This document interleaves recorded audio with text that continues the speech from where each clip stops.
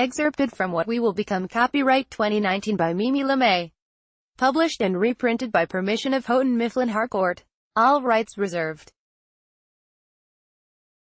Joe promises to take Jacob for a haircut. As short as I want? Asks Jacob eagerly. Yes, I answer, and my smile is real, because over the past few days I have watched nothing short of a miracle unfolding.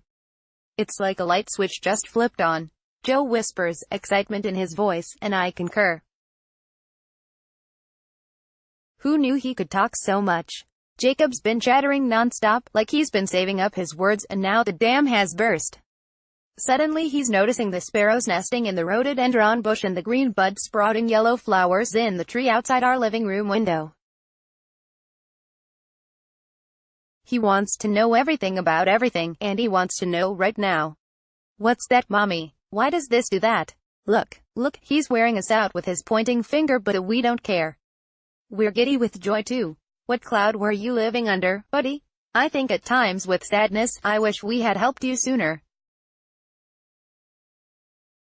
Advertisement. Not everything's been perfect, or simple, far from it.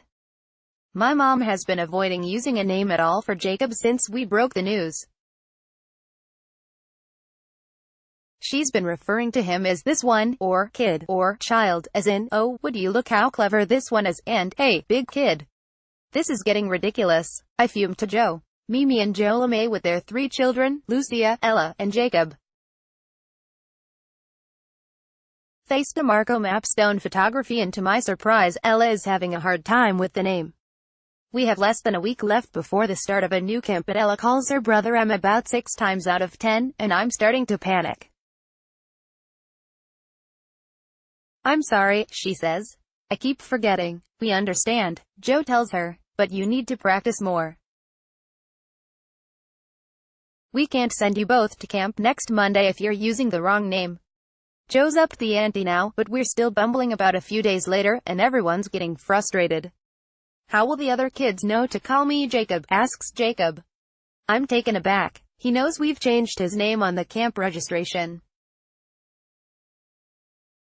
Oh, I say, realizing what he means. You just need to introduce yourself as Jacob. Here, let's practice. I say, sticking out my hand. Hi, my name is Mimi.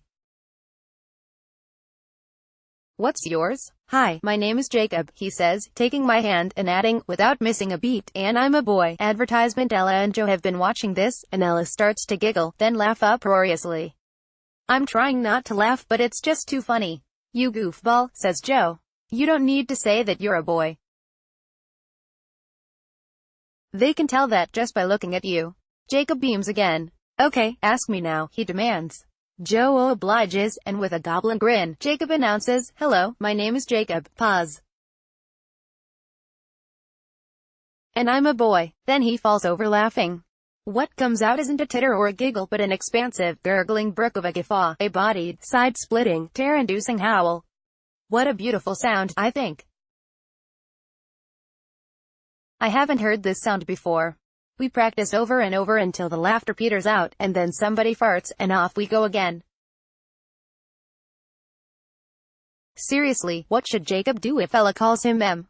I ask when we've all caught our breath. Just ignore her, suggests Joe.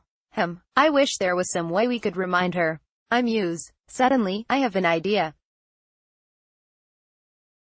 Jacob, run upstairs and pick 2 of your favorite t-shirts, I command. We're going to have your name printed on them. That way Ella can see your name when she's talking to you. Joe agrees. That's it. The kids are excited.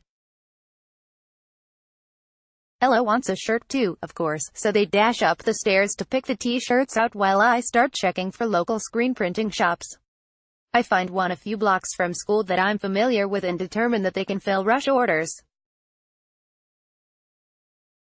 Bingo. We're in business. Advertisement. What name did you want? Asks the elderly gentleman behind the counter at Ultimate Design Apparel. Jacob, I answer, I think. He doesn't seem to catch my hesitation as he helps me fill out the form. For the next few minutes we talk about fonts and thread colors. He tells me they can turn the t-shirts around in a few days. We are nearly a week into the transition the first time Jacob asks an adult to call him Jacob. I give Sensei Kevin a heads up before Jacob's private karate lesson starts. Kevin's a quiet, slender young man who does a great job with the kids and seems to have an endless supply of patience. I'm almost frustrated when he doesn't ask me follow-up questions, because I'd rather he do that than go off thinking I'm nuts. Nonetheless, I'm delighted when Jacob asks him shyly to call him Jacob and he answers, "Sure thing. Now let's practice our stances," and they go on with the lesson like nothing happened.